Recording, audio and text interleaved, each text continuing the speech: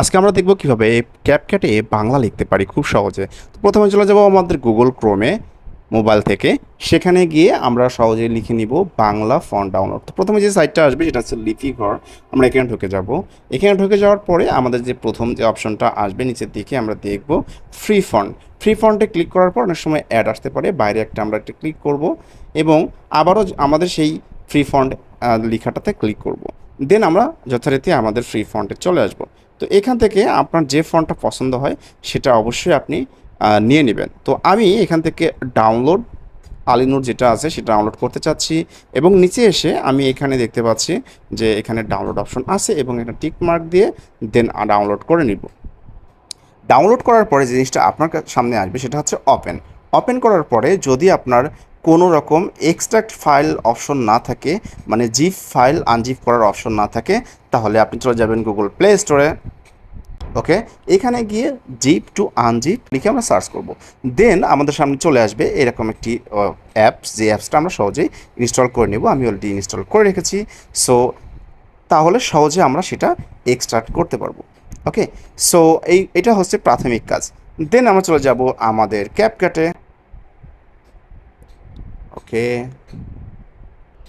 তো আমি ক্যাপকাটে আসার পরে এখানে আমি আমার একটি প্রজেক্ট ওপেন করব।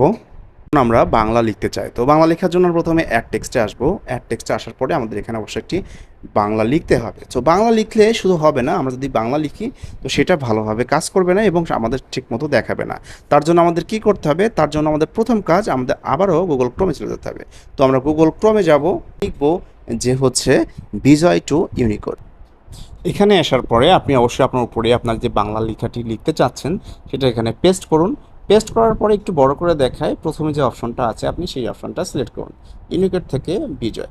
ওকে, সো এটা আমরা এখন পুরোটা এখন সিলেক্ট করব। সিলেক্ট করে এটাকে কপি করব। তো আমি পুরোটা সিলেক্ট করে নিচ্ছি, দেন এটাকে কপি করতেছি। কপি করে আমি চলে যাব আমার আবারও সেই ক্যাপকাটে। ক্যাপকাটে যাওয়ার পরে আমি যদি এখানে এখন লিখতে চাই, আমার সেই লেখাটা এখন যদি পেস্ট করি তাহলে আমার এখানে ডিরেক্ট দেখাচ্ছে। আপনাদের ক্ষেত্রে কি দেখাবে? আপনাদের ক্ষেত্রে কিন্তু এমন দেখাবে না। সেই জন্য আপনাদের কি করতে হবে?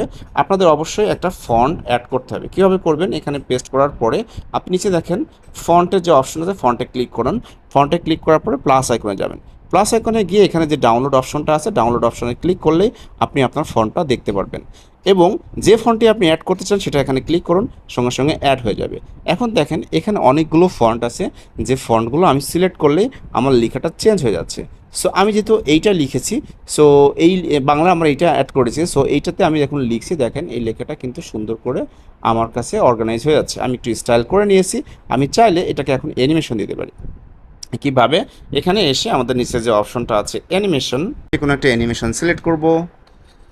দেন এটার ট্রানজ্যাকশন আমি একটু বাড়িয়ে দিচ্ছি। দেন আমি এটাকে সিলেক্ট করে আমার প্রথম থেকে আমি একটু প্লে করে দেখব।